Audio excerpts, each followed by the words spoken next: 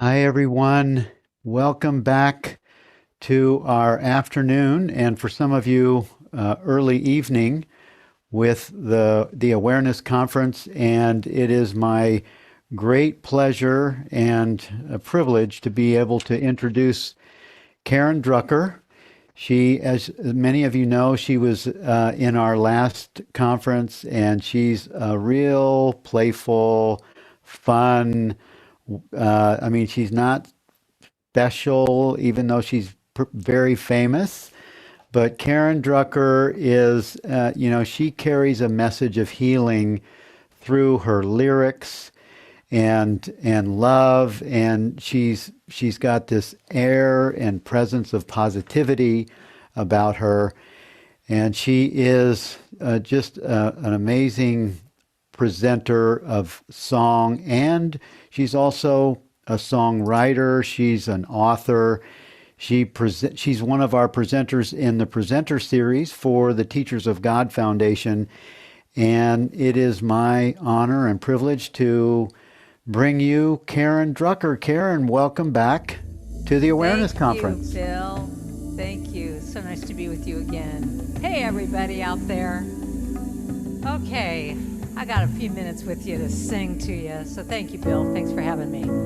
So everyone just take a deep breath. Let's start off today singing. And if anyone ever told you you couldn't sing, this is my magic wand that says you can, okay? So you can sing. And I know you know this word, namaste. I want you to sing this with me. And I want you to practice and think about someone you want to sing this to. Namaste, namaste. I see the beauty in you, yeah. Namaste, namaste. I see the beauty in you. That's the whole chorus, so sing that with me now. Namaste, namaste. I see the beauty in you. So bow to someone in your life. Namaste, namaste. I see the beauty in you. In your eyes I see a light that's shining through. You radiate such grace, and so I bow to you. I love it. The chat is starting to work. I love it. Namaste. I bow to you, Lisa. Namaste. I see the beauty in you. Yes, I do. Namaste, oh namaste. I see the beauty in you. You give your loving heart to everyone you see. The way you live your life inspires me. Now, let me hear you. Namaste, namaste, namaste. I see the beauty in you. Yes, I do. Namaste, namaste. Oh, namaste. Namaste. I see the beauty. So imagine all the people on this webinar today. Namaste. Bow to them. Namaste, namaste, namaste. Picture all the people that are just creating a big bubble of love. Namaste. We bow to each other virtually. I see the beauty in you. Yeah. Namaste. Namaste. I see the beauty in you. I see you. Namaste. Oh, namaste. I see the beauty in you. I see the beauty in you. I see the courage in you. I see the power in you. Yes, I beauty in you. Just take a deep breath. Say namaste, namaste, namaste, na na na.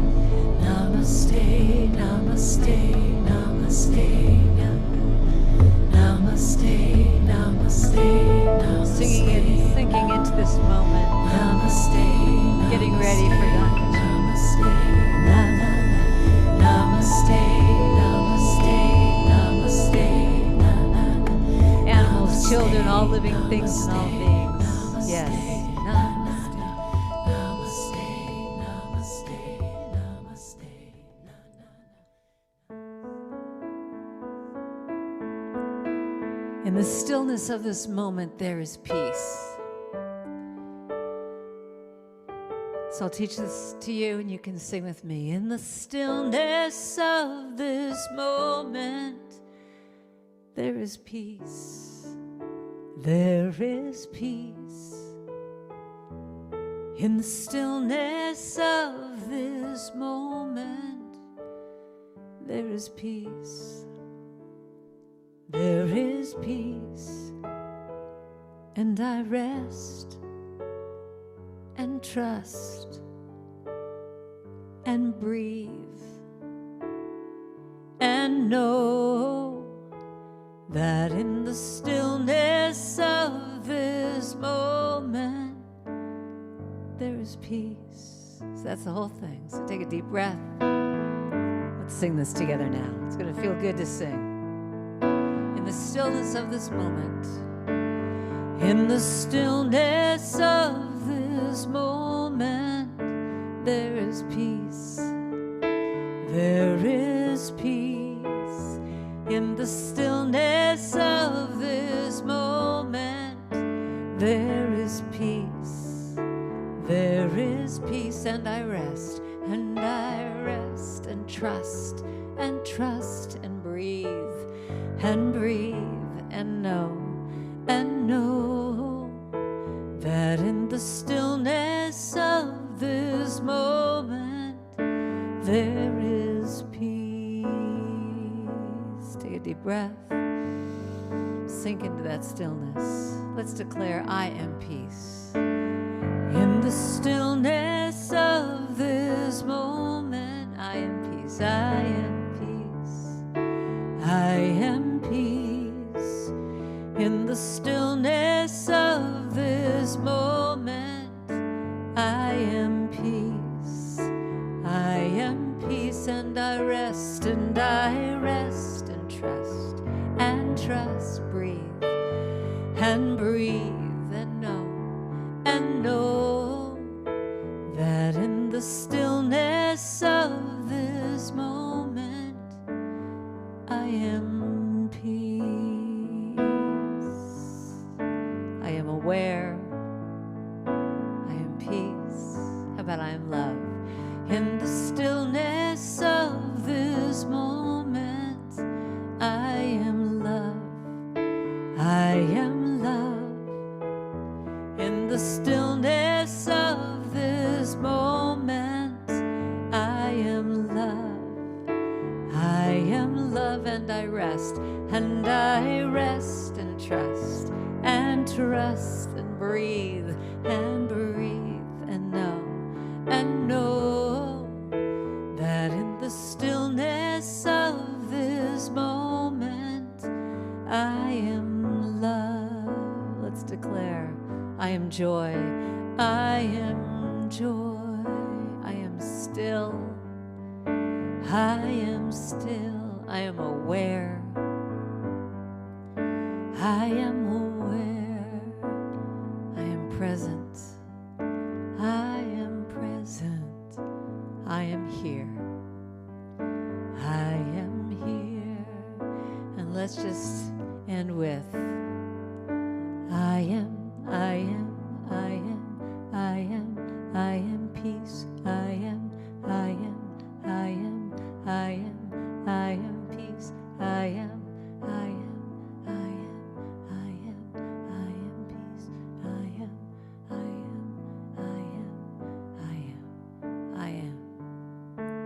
peace.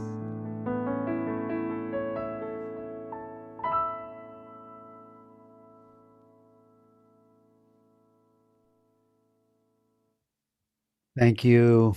Thank you, Karen. And thank you, everyone.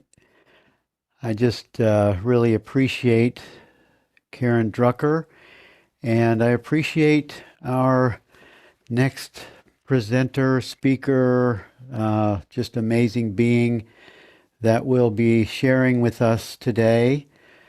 Gangaji doesn't know me, but I've known about her for many years.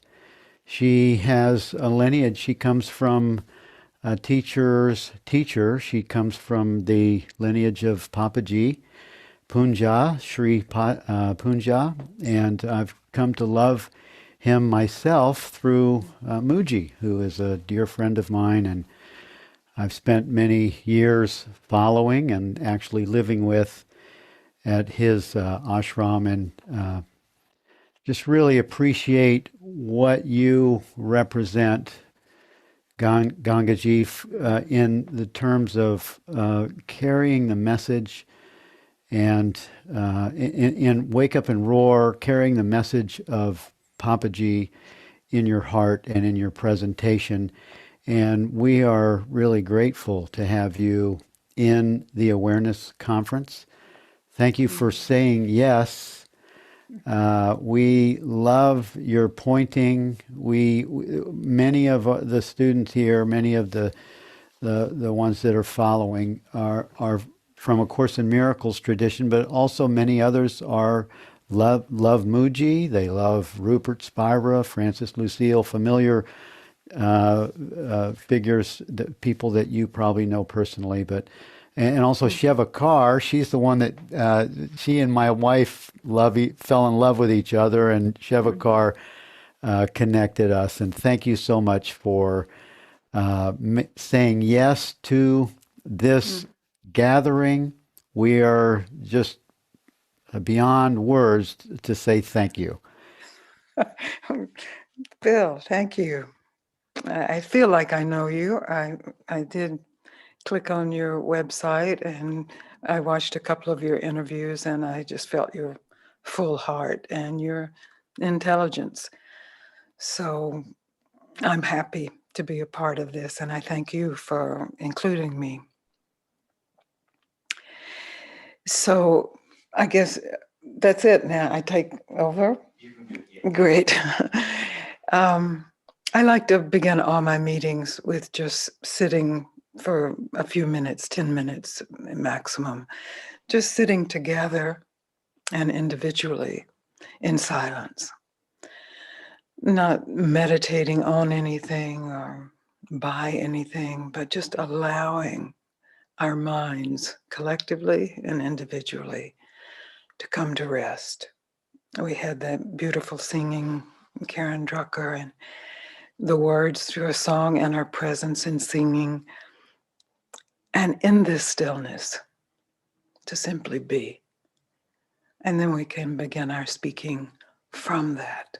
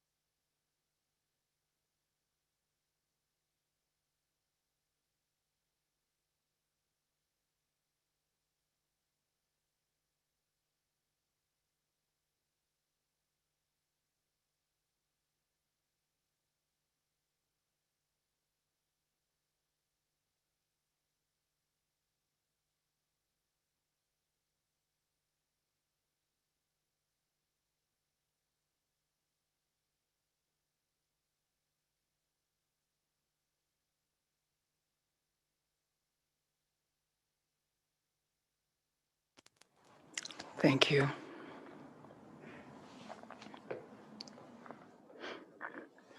Bill mentioned Babaji, H.W.L. Punja, and I always have to begin any meeting with a group of people, some of whom I may not know, that I never saw myself as a teacher. And in fact, now I know I'm called a teacher and people see me as a teacher. And maybe even on my website, I use the term teacher.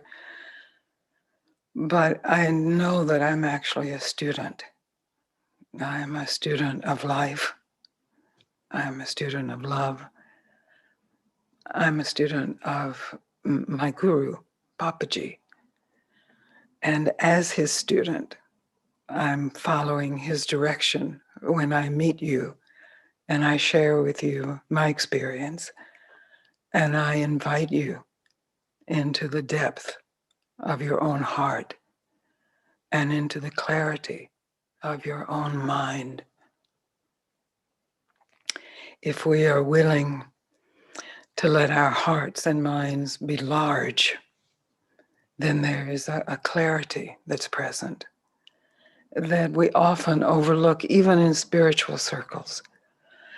We are aware of the conditioning in our usual life as children, as people, as part of the tribe of humanity or the city or the country that you may live in or the color of your skin. The identities that we have and the conditionings that go with those identities, we are pretty much aware of. We may not have penetrated them and we may not have finished with them, but we're aware of them. Often, as spiritual seekers, what we are unaware of, to our danger, is the spiritual conditioning. And I was exactly in that situation when I met Papaji. I knew there was something really essential that I was overlooking, but I did not know what it was. I had been to many teachers and I had received teachings and I had practiced different traditions and I had benefited enormously, East and West. And I had a good life. I really had nothing I could complain of for long. But I knew something was missing. I knew there was something I didn't know. And I called it freedom. I couldn't even say I had a true definition of that word. But when I met Papaji through a miraculous series of events, he happened to open the door. I knocked on his door. I was with my husband, Eli, and we knocked on his door, and he said, "Come in," with this huge, beautiful smile. And he was a tall, imposing man. And so I was, first of all, struck with this invitation, this welcome to come in. And he said, "What do you want?" So I said, "Freedom," not even really knowing the depth of what that meant. But I knew I didn't want magic. I knew I didn't want a new practice. I knew I didn't want some phenomenal display of power. I wanted freedom. And he really lit up and he said, "Good, you're in the right place." So in that moment, I saw I was in the right place. And I gave myself fully my attention. I hadn't given my heart at that moment, but I gave my attention fully to what this being had to say to me. And he asked, "Do you have any questions?" And I said, "Yes, I have a question. Tell me what to do to get freedom." And he said, "Excellent question. Are you willing to do nothing?" I thought I knew what he meant because I had practiced some Zen meditation. So I actually closed my eyes and did nothing.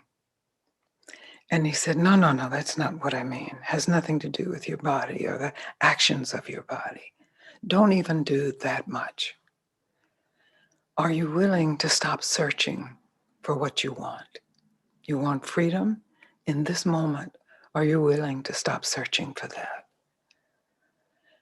When I really got the impact of his words and the transmission of his words, I was terrified because I knew this was not casual. He was really asking me a true question. Are you willing to stop searching for what you want? So I was terrified because I imagined I would somehow regress back to a moment when I began my search, even before it was a spiritual search, when I was 11 or 12, and I began my search for happiness or my search for escape from the life that I knew. And I valued that. I treasured that. It had delivered to me, in my eyes, a really wonderful life. And I had a great fear that if I were to stop that search, I would somehow lose everything I had gained. I would regress. I would be unhappy. I might be free, but I'd be unhappy. And this was terror. And yet I knew here I was in this very strange place for me, India. I had never imagined going to India. At the feet of a guru, I had never imagined wanting or needing a guru. And in my true questioning, he had given me a true answer. And so I had to look deeper than my initial response. I had to look deeper than my terror, deeper than my imagination of what stopping would mean. And in that, there is a natural stopping. In that moment, I was no longer looking for the next moment to deliver what I was seeking, however elevated I framed what I was seeking. In that moment, I had to give up or stop constructing my identity as a spiritual seeker. And this was a very sweet identity. It had had its own evolution, which I respected and do respect. But it had contributed to a loop so that I would have a moment of experience in a meditation or in a retreat or in nature or in love where I would disappear and there was just this radiance, a moment each one of you has had at some point. Sometimes it lasts a day, sometimes it lasts a split second, but I had tasted it. And so, since I had tasted it as an identified spiritual seeker, I assumed there was more of it in more and better seeking. And here I was with this teacher, what I hoped would be my final teacher. And he was saying, stop. Stop everything. This was really heresy to my worldview, to my spiritual view. I had already left the life that had been programmed for me. I had already joined the life of the seeker, and he was saying, stop that too. So it was a serious question, and I had to give it serious deliberation. And I know it is a serious question for you. And I know that just as you have had to recognize in your worldly life, when relationships or habits or plans are no longer serving the foundation that gave rise to the relationship or the daily life or the plans, that it has to be stopped. Maybe abruptly, maybe slowly, but truly and finally stopped. And so, as spiritual seekers, I really invite you, out of your own curiosity, to use this time together. We have an hour, a little over an hour together, to recognize where you are seeking something, where you are trying to get something, where you are hoping you will remember something, or you will grasp something, or keep something forever. That out of your own curiosity, not as a new practice, not as something you should do, but as an area where your mind can surrender, and in that surrender, expand naturally into what is here, already here. And as Papaji would say, always here. When we are looking to keep something that comes and goes, it's a useless search. So, however exquisite the moments have been in your life, from whatever direction they came, if they are gone, they are subject to coming and going. In your willingness, or out of your curiosity, or just in the mystery of life, in this moment, if you're willing to stop, to be still, to recognize what is here that is always here. Clearly, I am not speaking of an emotion or definition of yourself or a measurement.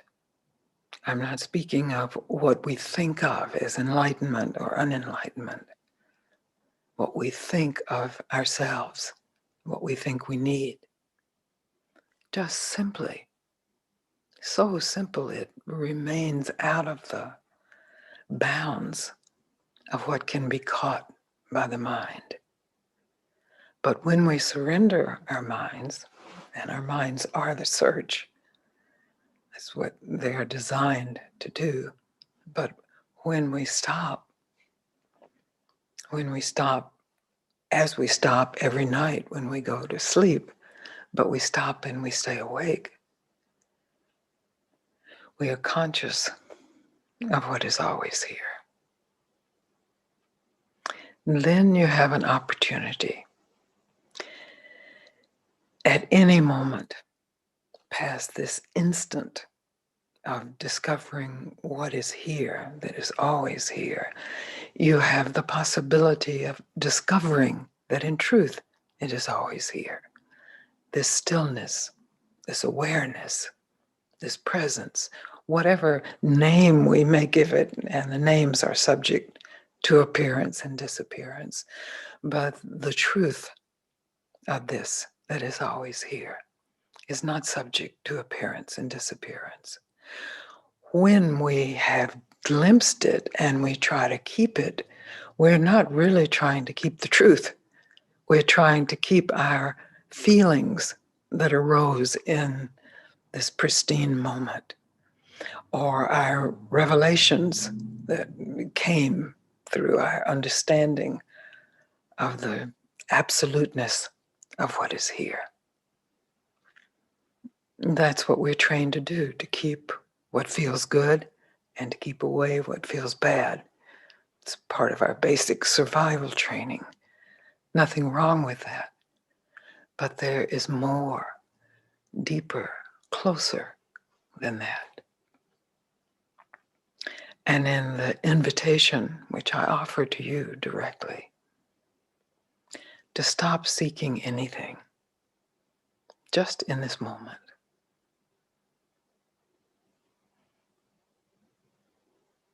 To simply be, and be conscious of this being. Certainly there may be thoughts that appear, or there may be bodily sensations that appear, emotions that appear, an idea of the past or the future, a plan. The whole world may appear.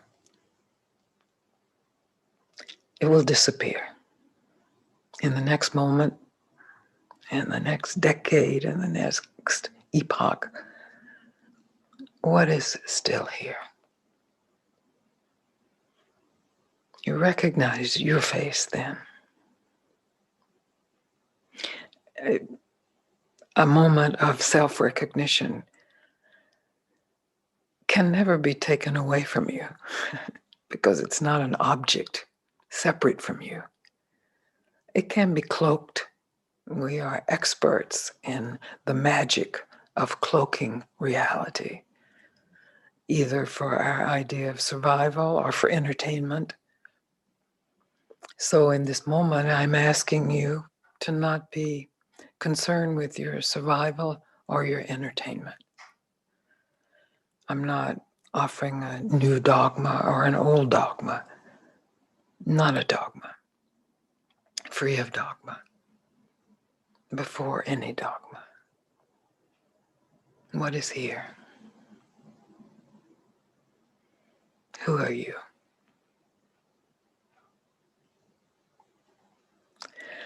For this to be relevant to your life, for your life to be anchored in this, not this to be anchored in your life. Your life is anchored in this. This is the precursor to your life and that which lives your life. For that to be recognized, it's very useful if we have conversations. I could give you a litany of my experiences, and I did just give you a little bit of that.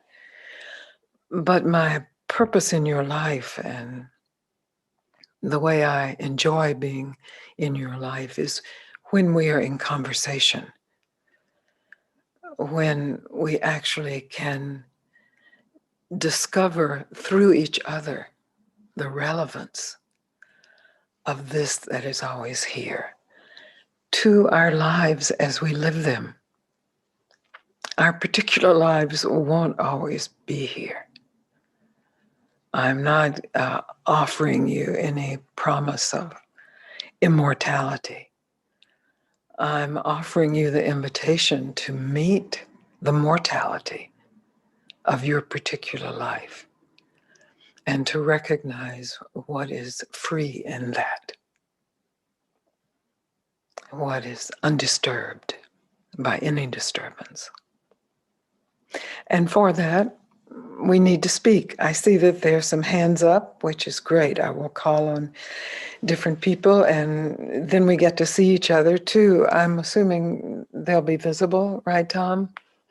I have Tom who's really assisting me here on this end.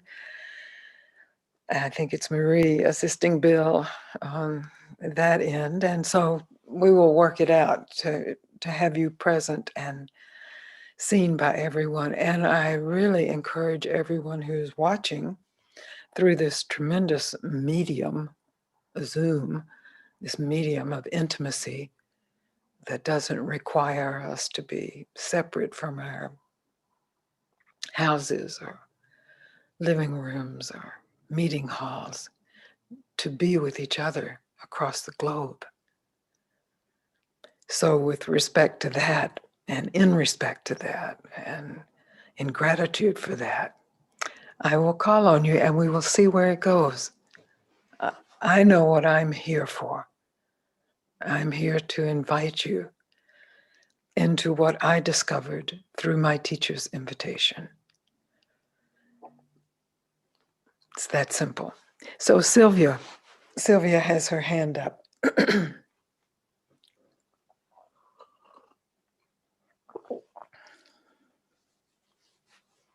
I have Sylvia being promoted and Fatima is also promoted. So Sylvia.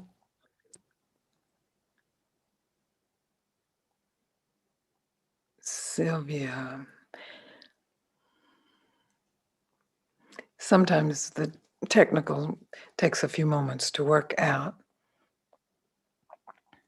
Sylvia, can you turn your video and your mic on, please? And if you would like, Gangaji, it looks like Fatima is available. You want to take her now? I didn't see her on the list. Fatima, you say?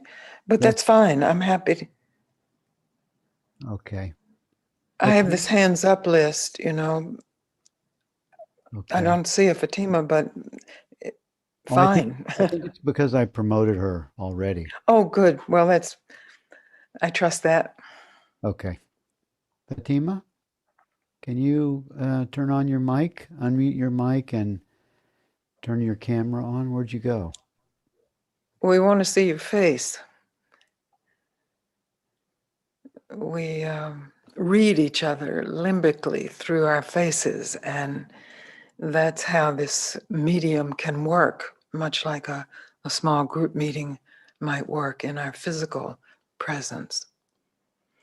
Okay, I don't see Fatima, and Sylvia doesn't have a mic or a camera. Let's pick someone else. How about Billy?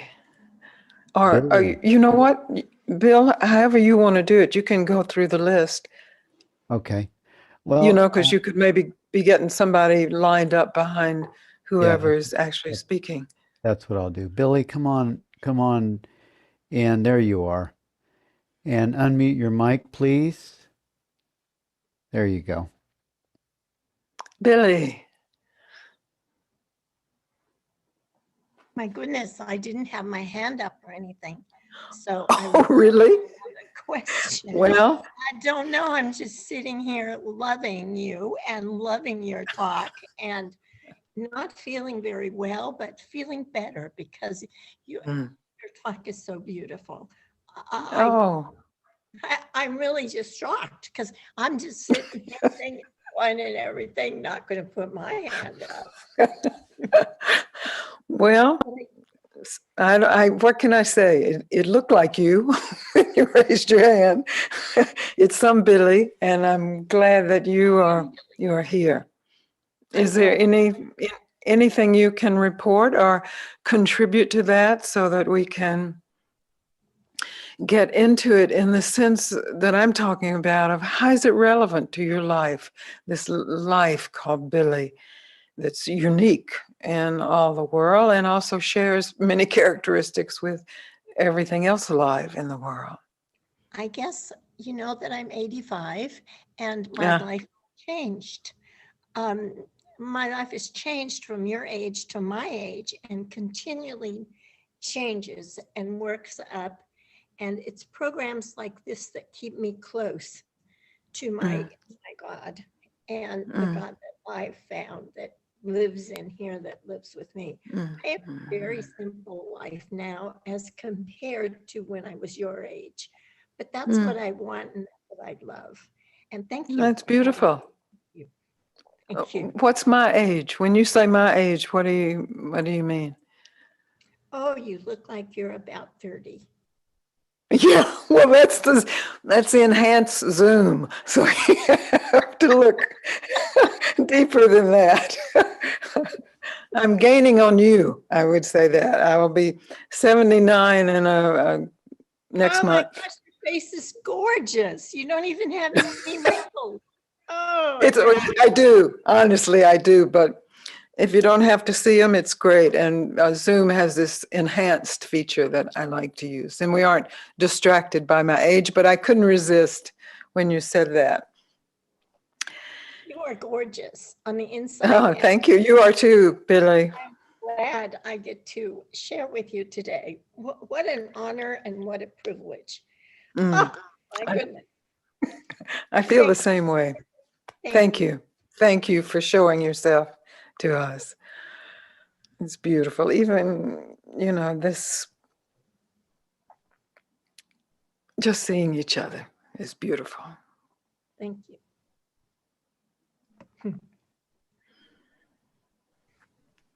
We have Mona. Mona, thank you, Billy. Mona, would you please turn your video on and unmute your mic?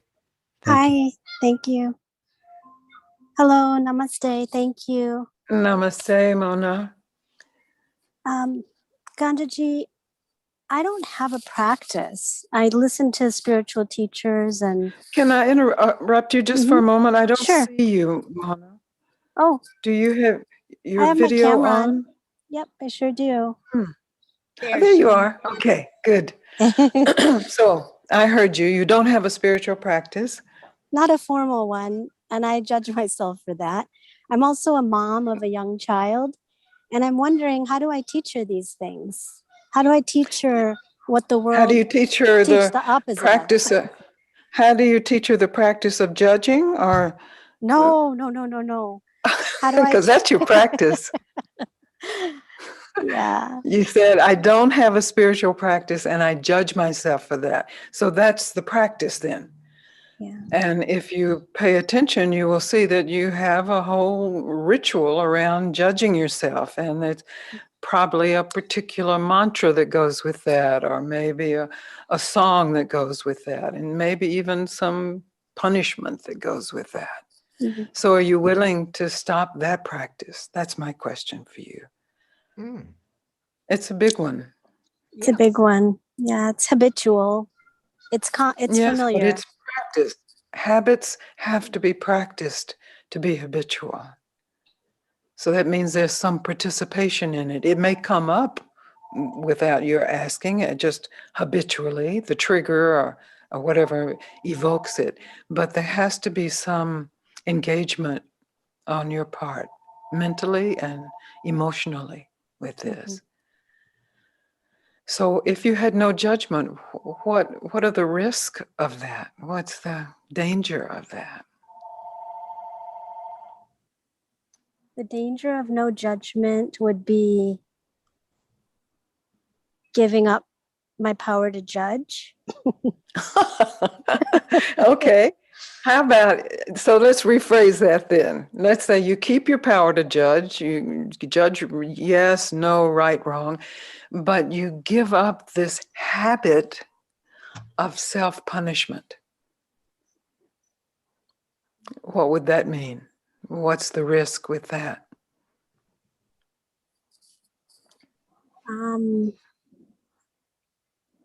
Letting go of lots of habits related to self-punishment, like And what's the danger? What's the danger in that? feeling unsettled.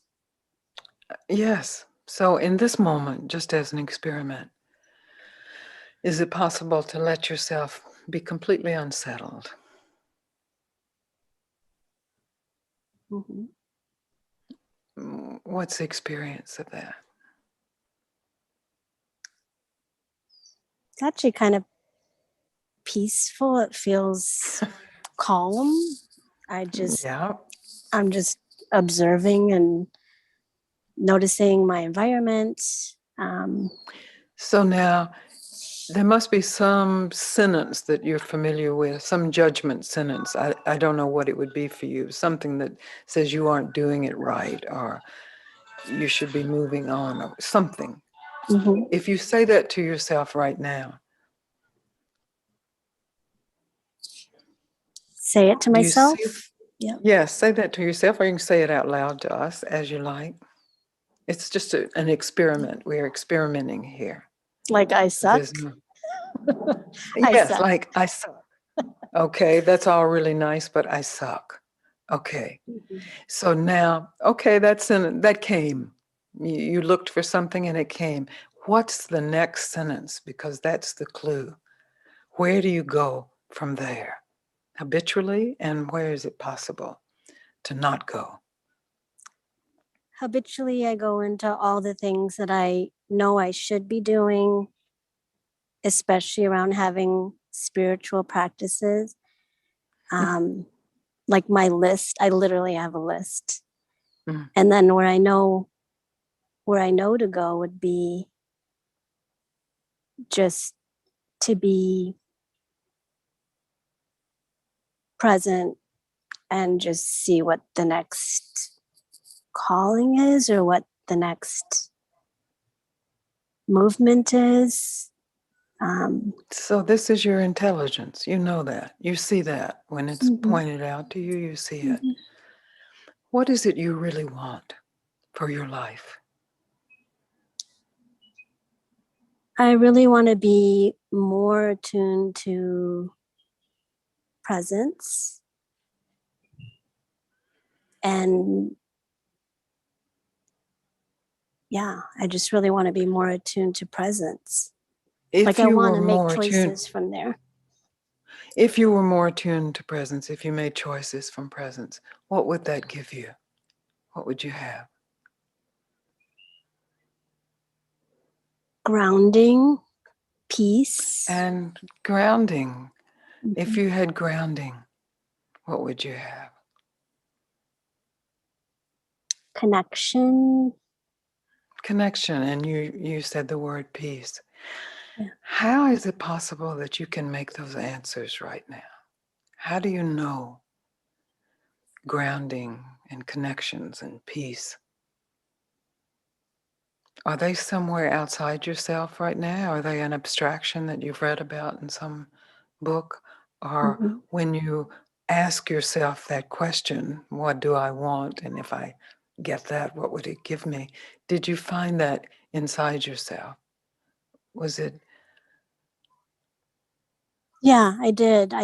I've studied a lot, so I've read about it, but yeah, I mean, I know it.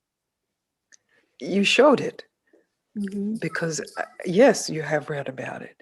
And And you could have, thought about it and thought, oh, yeah, grounding, or, oh, yes, and peace and connection.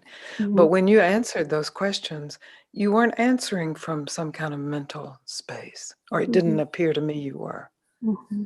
And there could have been mental activity also, but it was coming from some resonance. You got quiet, Hmm. not an imposing of quiet, as in a practice of, oh, it's time to be quiet. But in this natural, okay, what do I want? Even asking that question quieted the mind, because one sentence before you had been telling yourself that you sucked, and you'd been reviewing how then you would tell yourself all the ways that you do.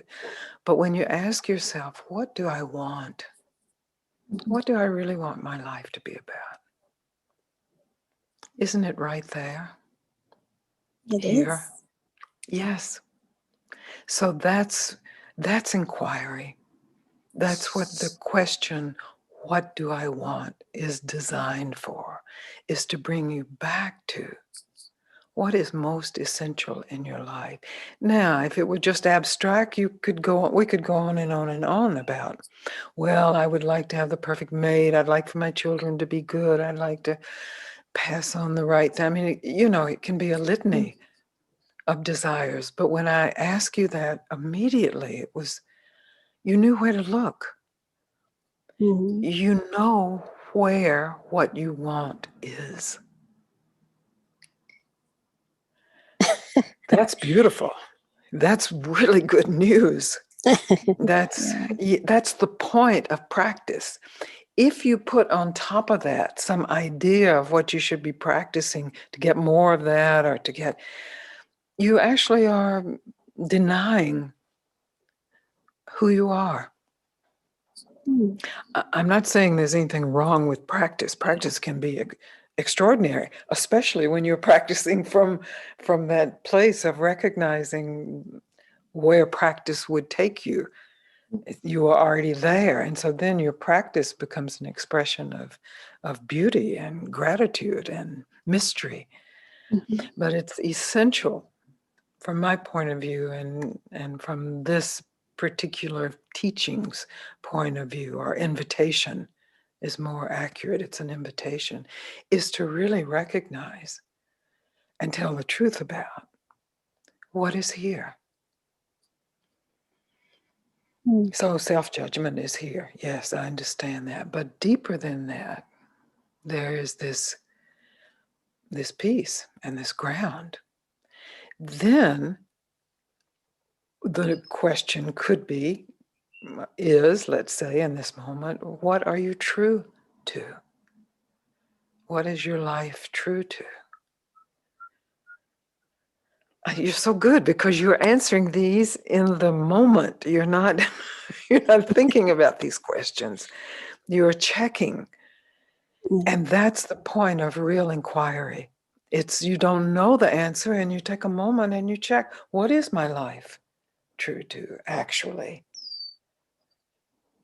And you see, is it true to this self-judgment habit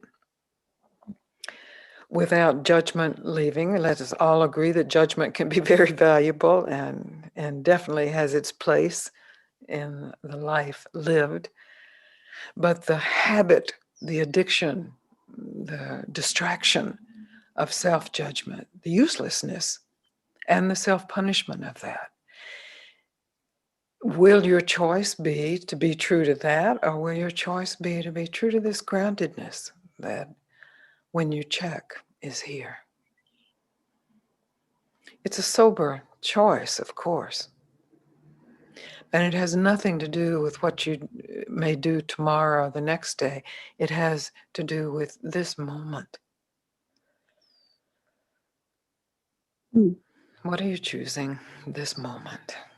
What do you want for your whole life this moment? Mm.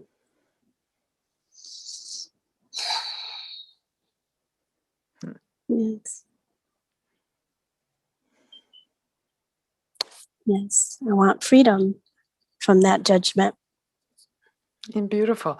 So here's the catch, though. Freedom from that judgment still makes the judgment in power, and that's what you have to get free of. How about the freedom that's always here, regardless of judgment? Mm-hmm. So that even if you have a familiar, habitual thought of self-judgment, that itself can be a Dharma bell directing you to what is here underneath that. What is here closer than that?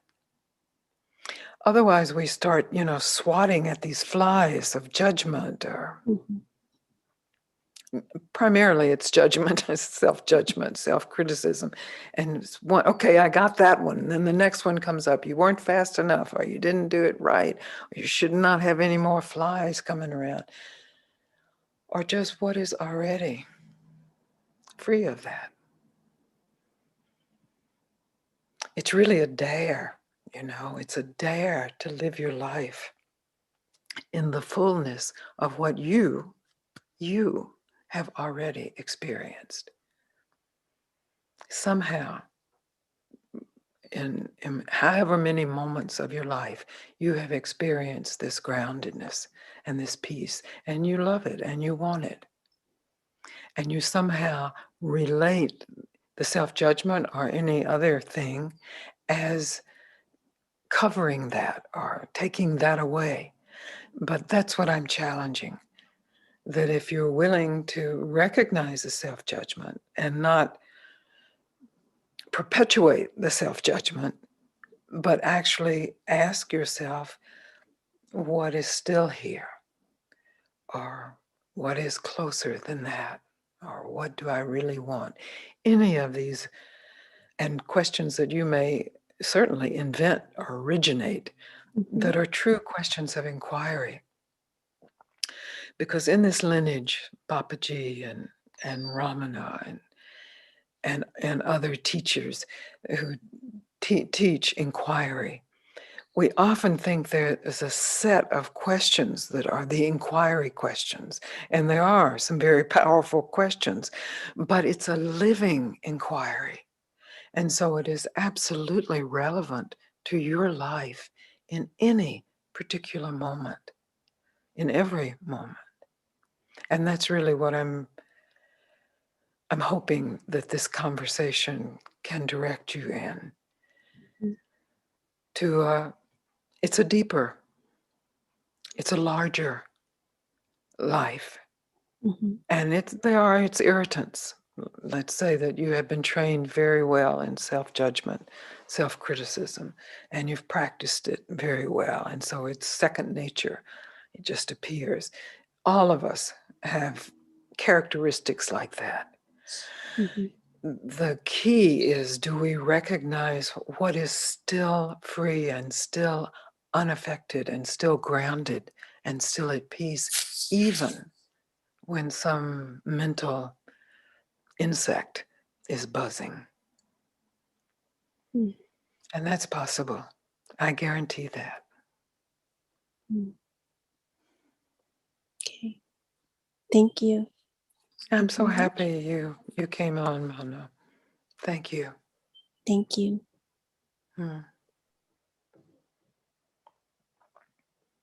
We have David. If you would unmute your mic and turn your video on, please, David.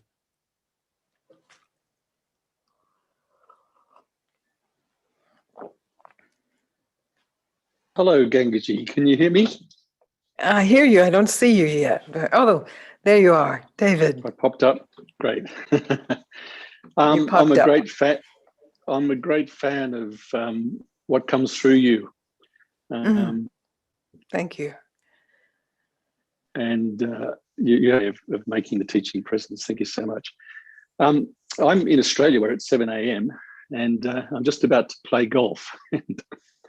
I do a fair bit of teaching, and I like to think that I help a lot of people. But I have this moment I step on the golf course and I'm in that environment. It's sort of worse than going home to family. You know, these are guys who are competitive and they trigger me like nothing else. And I haven't been able to reach that place. And it was really lovely the way you talked to Mona, because I was just hanging off every word. It was really helpful for me, actually, because I get over a drive and I'm trying to do it, and I know I should be just here, and but there seems to be so much resting on this, and all it is just pride, and it's so silly. Why, but I David, can't drop it. Let me interrupt.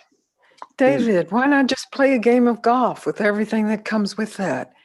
If there's frustration and anger and pride, so what? It's a game of golf. Just let that be. Yeah. Why not? It is anyway, isn't it? I mean, you've tried to spiritualize it. Yes. You've That's tried not to tame it.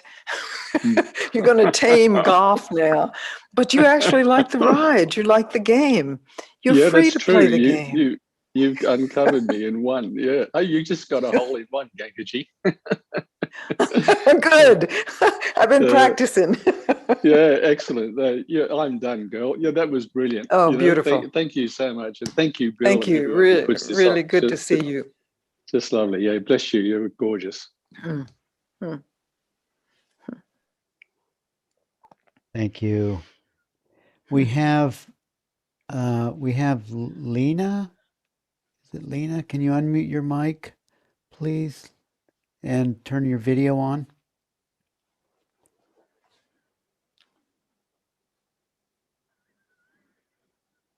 Lena, you there?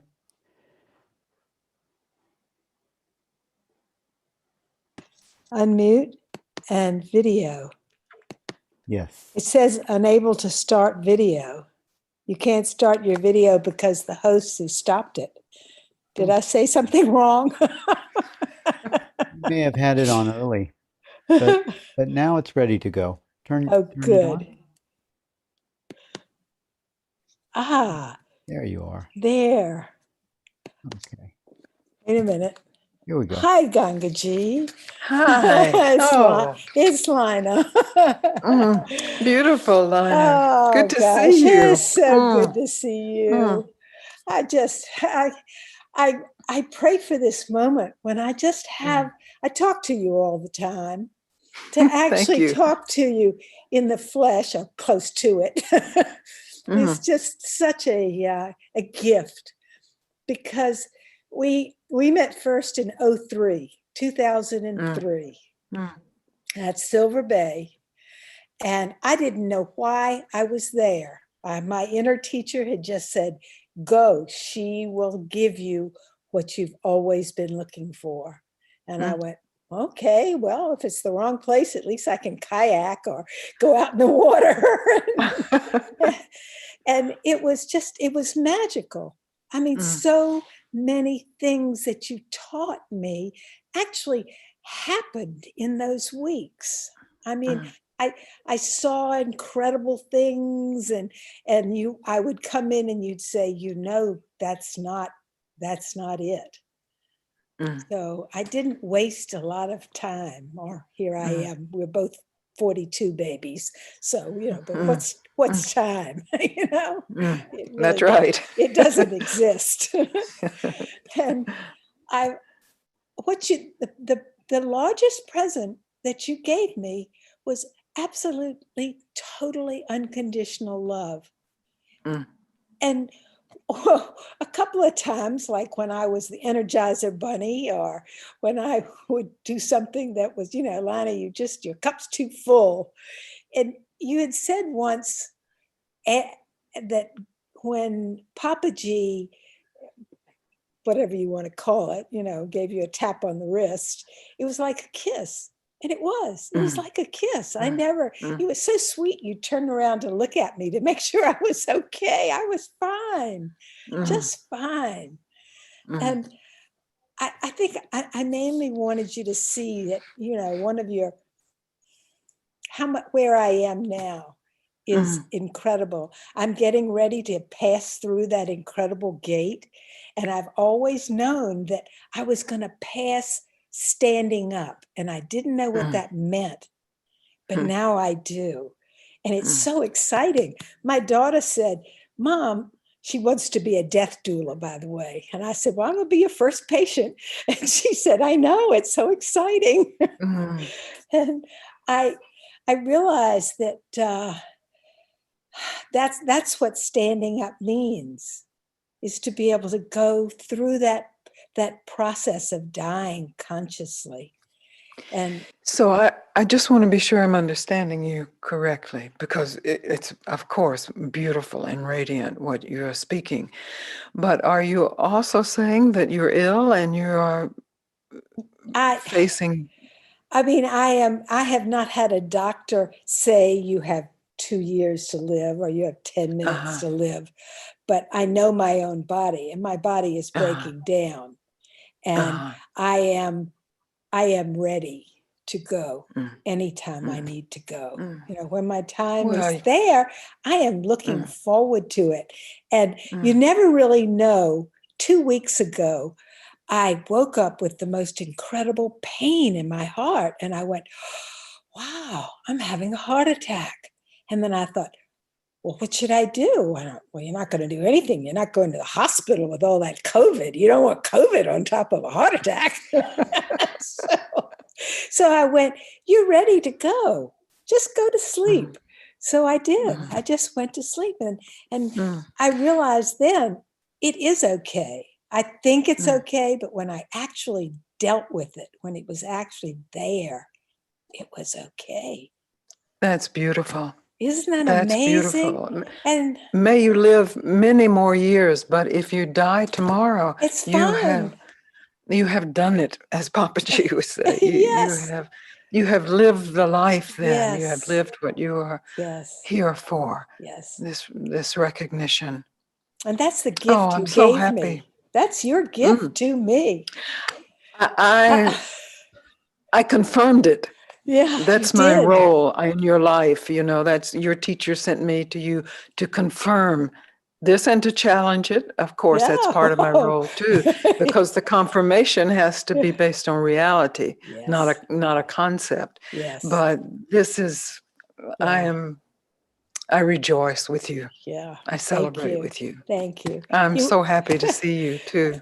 When I first asked you, I said, would you be my teacher? And you said, I'll be anything that you need me to be. And I went, oh, wow, that's huge. And so that was, you said, people ask me to be their teacher, and then we go through this wonderful dance, and the next thing I know, I'm dancing by myself. Long gone. Yeah. So, I've had that, mostly that's experience. Well, I'm just telling you, as a 20-year-old student, that, I have always been there, and you have always been there for me. Always. Thank you. Thank you. Embedded in my heart. Still here. Oh, still here. And when I go Yes. through that incredible void, whatever you want to Mm. call it, it's, it will Oh, be, what joy you bring us here today. yeah, I mean, there are several hundred people on the call, so you are touching each one of them in good, some particular good. way. Well, it is a So, blessing. And, mm, you're either going to come Lena, back or you're going to go to a place that's better. And by that, I mean, there's so many other realities. yeah, So many. dust to dust. Yeah, Hey, exactly. So fertilize the tree. it's all good. Thank you, precious. Oh, Mm, thank you. mm, So happy to hear from you. mhm. Thank you. Lena was really speaking about something that's happened to me a lot in my time. Uh, I met Papaji in 1990, and because of a set of circumstances, by 1991, he had asked me to, or by 1990, because that was in April. So by May, he had asked me to start speaking to people.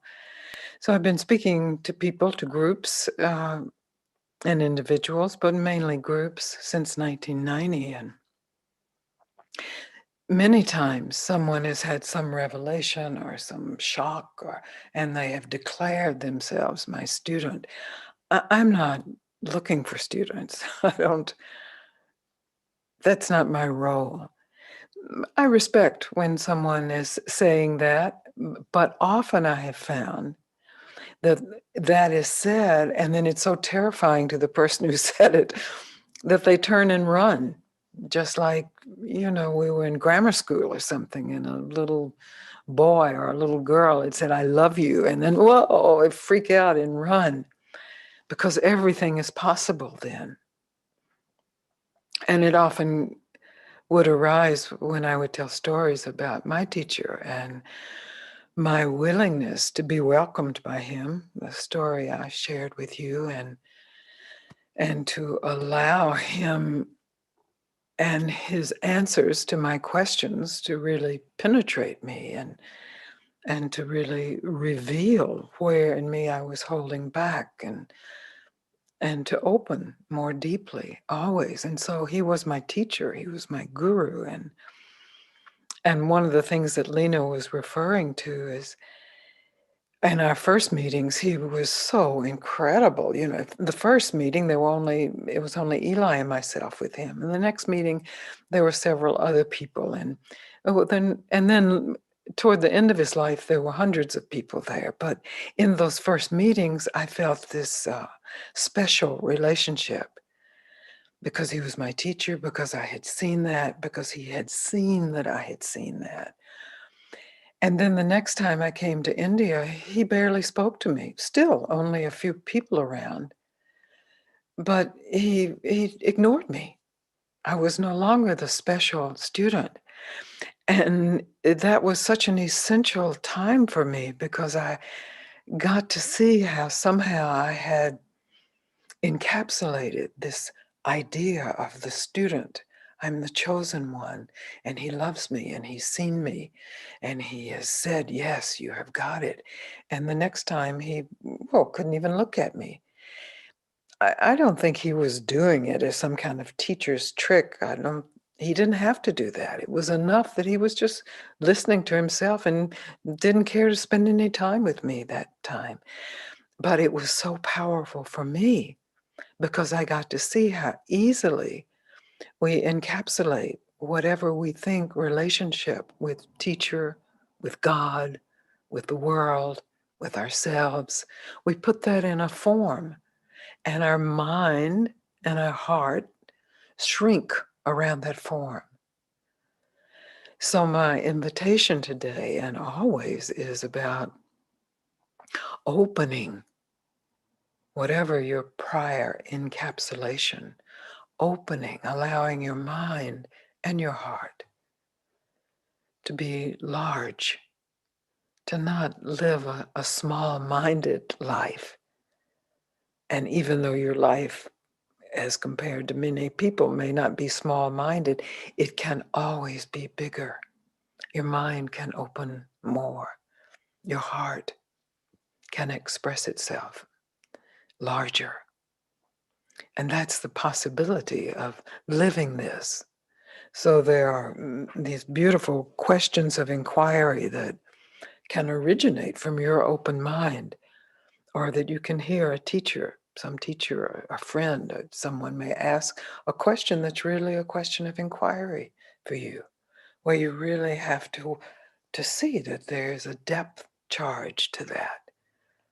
And just by even entertaining it, your mind has to open.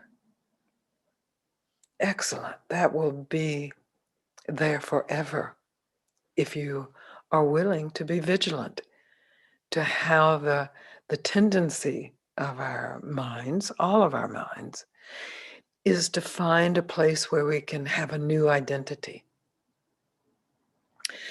When Papaji gave me the name Gangaji, as he did many students, he named them different things, and I really wasn't searching for a name. And I didn't even want the name Gangaji when he gave it to me. I thought it was difficult on the tongue, and I didn't want to, or I wasn't interested in going back to the United States with an Indian name. To me, I thought that was a cliche. And so that's what I was avoiding in that moment, being a cliche. But then I recognized he gave me this name. He had a dream about the goddess Ganga, and in that he saw me, and what a privilege that is. So I had to break out of my cool identity and break into this, surrendered to this name, Gangaji, although many people still know me as Tony, my old name. That also was not my name. I had to surrender to that. So I tell you that because whatever the latest incarnation or definition of yourself may be, however much better it may be than the one before that, it's still not who you are. It still has walls of mind stuff, walls of contraction, maybe very much bigger than the prior one or the one from 10 years ago. But in your willingness to be completely without definition, even the most glorious definitions, to be free of all of them, you recognize what is here, what is always here. So, Bill, you have someone else whose I name we do, should. and I love that idea that you just presented, to be without definition. I mean, oh yes. Yes. Beautiful. Yes, thank you. And we have Melissa. Would you please unmute your mic and turn your video on, Melissa? Hi, I'm unmuting. Let me see if I can figure out how to turn my video on. There we go. Hey there. There you are. Now I'll put Hey, you in the Melissa. spotlight. There you go. So Good. Hi, how are you? Hi. I'm very new, and I'm hearing you for the first time, and I'm just really appreciative for being here. I did have a question, but now I can't imagine what it is after listening to what you just said. So I think I might just say, I think my takeaway from this so far is just sort of do the best you can and accept how you feel in the moment and go through it and ask what you need to get from it. And what's here? And you're saying all of that. What's your inner experience? Right now? There's no, without it being a correct answer, just a report of what are you experiencing? Right now, a little nervousness. Okay, that's allowed, definitely. What's underneath that? Or closer in?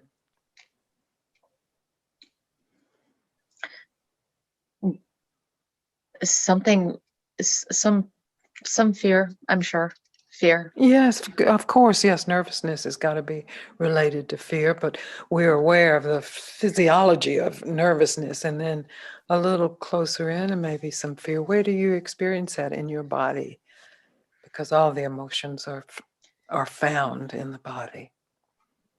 Heart, soul, heart. Like in the chest, you mean, or the Yeah, like chest solar and plexus? yeah, yeah.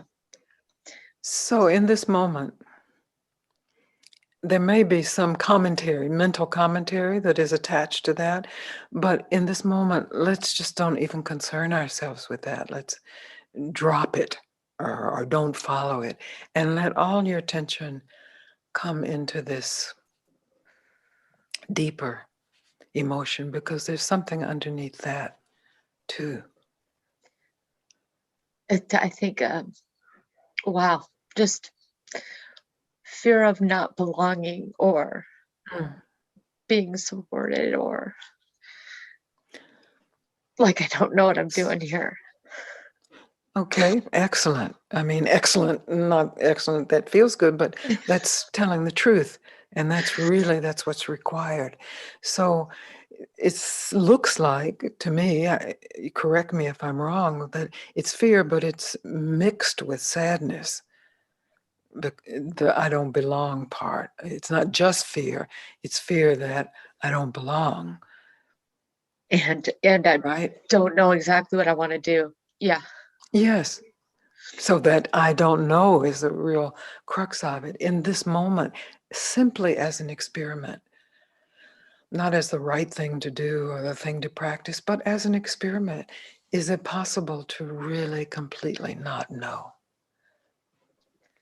I I think so because I really Yes. completely don't know. In this moment, you really don't know. And what is the feeling when you really, really don't know? That I think brings on a fear of, well, how the hell am I gonna help my family move forward? Or Yeah. So I think that's coming up out of the I don't know. And then you get into a narrative. I have these responsibilities. I want to feed my children or whatever. The narrative may legitimately be, but for our purposes, just to return to this utter not knowing, it's a kind of death. But really you don't even know where your next breath is coming from. Yeah. Is it possible to let your attention fall so deeply into that there's no separation between your attention and that energy?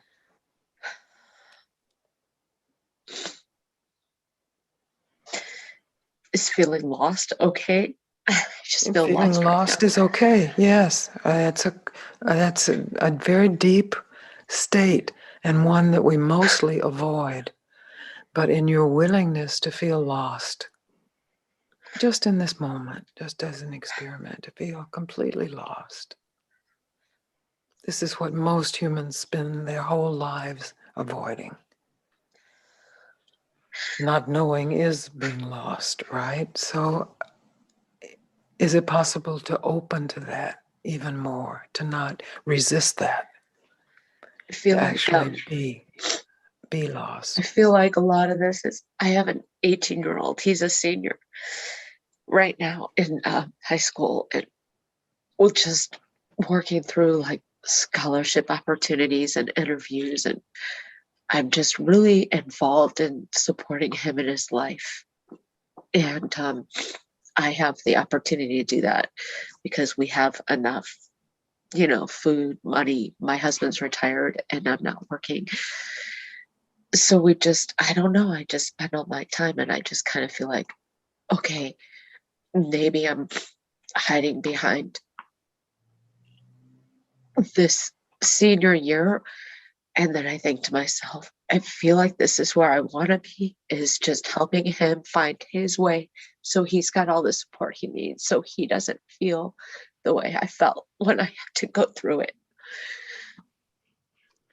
That's beautiful, and I trust that. And that that in itself is a teacher and a teaching.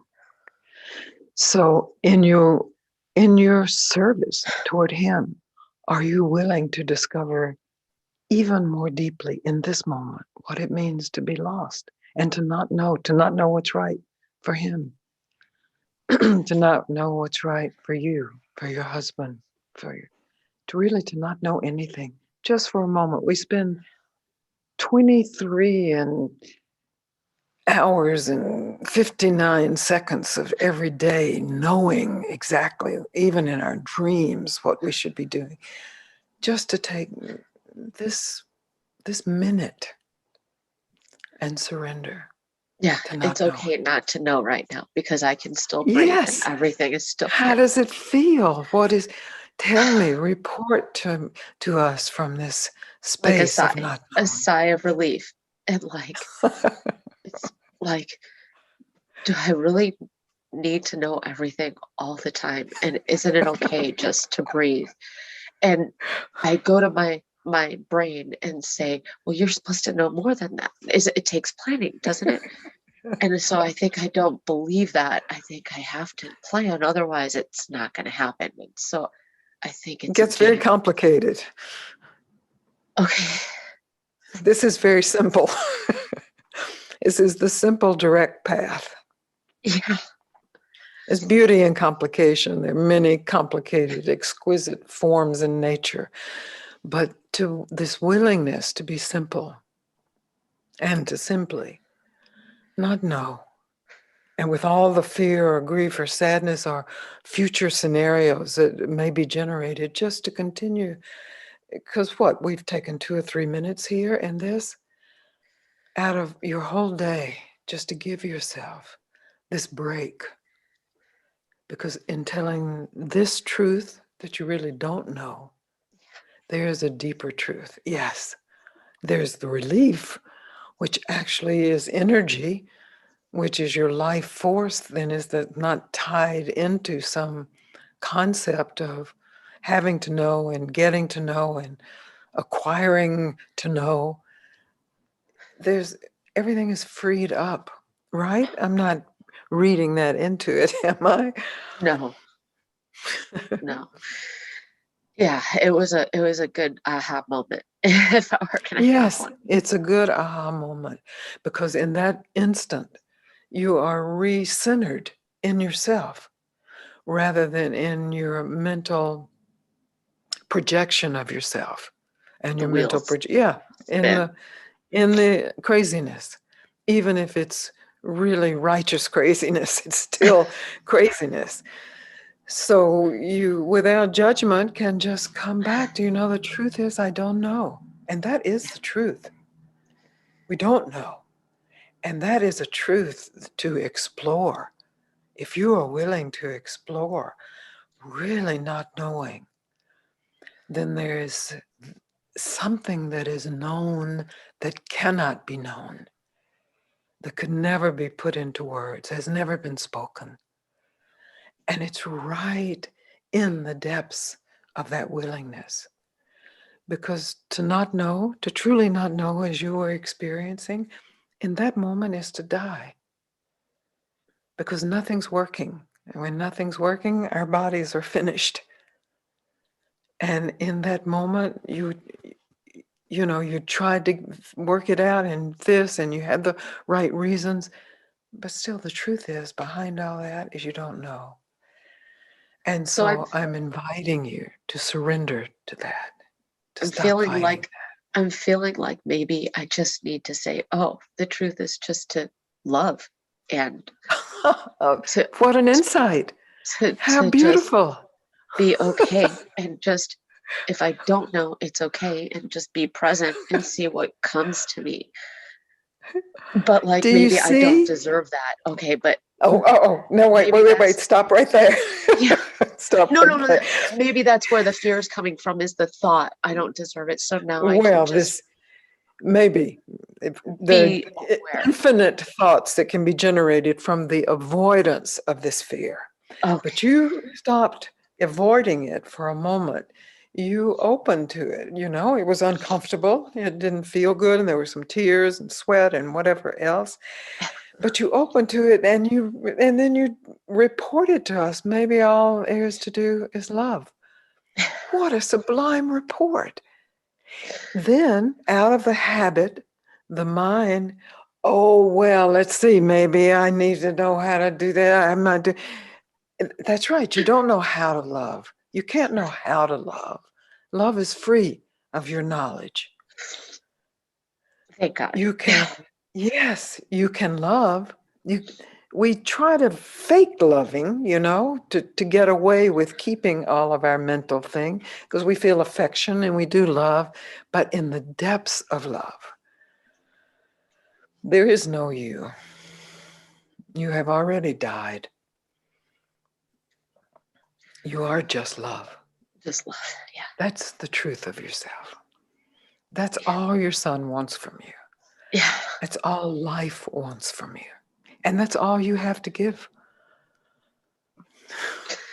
That's awesome. Thank you so much. It's such good news, because you see how simply, directly, it is here. Love is here. That was part of Karen's song, too. I loved her singing, in the stillness, love is here. It's here. Thank you. Oh, all. I'm so happy. Thank you. Thank Really you so appreciate much. Beautiful. it. Thanks. It served so many of us. Really. Yes, we are used to having a good report. Good reports are wonderful. You used to having that and then offering that to a group, or the latest revelation, or the report of what we have discovered from the depths of our being. Beautiful. But you see how we all benefit from this very familiar, from each of us, this very familiar process of having to do something and being afraid and knowing that something deeper is calling us, being afraid on multiple levels to go there, that you may not take care of your son or your husband or your house or yourself, that you need to know what should happen, you need to know more. Just really surrendering. And we got to watch that. We got to watch the surrender, this opening. And when we watch it, we recognize it. This is not unique to one human being. This is the possibility in all of us. All of us have fear. We are made that way. All of us have mind activity. We're evolved to have mind activity. And we also all have the capacity to unwind that. Inquiry, self-inquiry, is an assistance for unwinding that, to come back to what may initially feel very uncomfortable. Maybe initially it's blissful, wonderful, but it may not be blissful. It may be profoundly uncomfortable. But the willingness to allow the journey, the adventure of self-inquiry, to deepen regardless of what it feels like, as we just saw, some discomfort there, but also, more importantly, the willingness to discover what is behind that. What is behind that? And you can't discover what's behind that until you discover what that is, whether it's fear or anger or sadness or grief or love. And that's what brings us together. This very human endeavor that we are engaged in supporting one another. That's what this whole conference is about, supporting each other different people speaking in different ways so that it can connect on different wavelengths with each of us, so that we, as flawed human beings, can discover the flawless presence of life that gives rise to this unique individual and will exist when this unique individual is over, so that we can discover directly that we are this life. We may call it God, we may call it truth, we may call it peace, but finally, there's no name big enough or close enough, intimate enough or vast enough to name it. It won't be objectified, but it is always here. And I invite each of you to discover this directly for yourself. I can hear my voice going, so I would like for us to spend I think by my clock we have 4 minutes left in the presentation time for us just to spend that just coming back to this silence. We had all these faces and reports and different energies and different personalities, but we were all aware of them from awareness.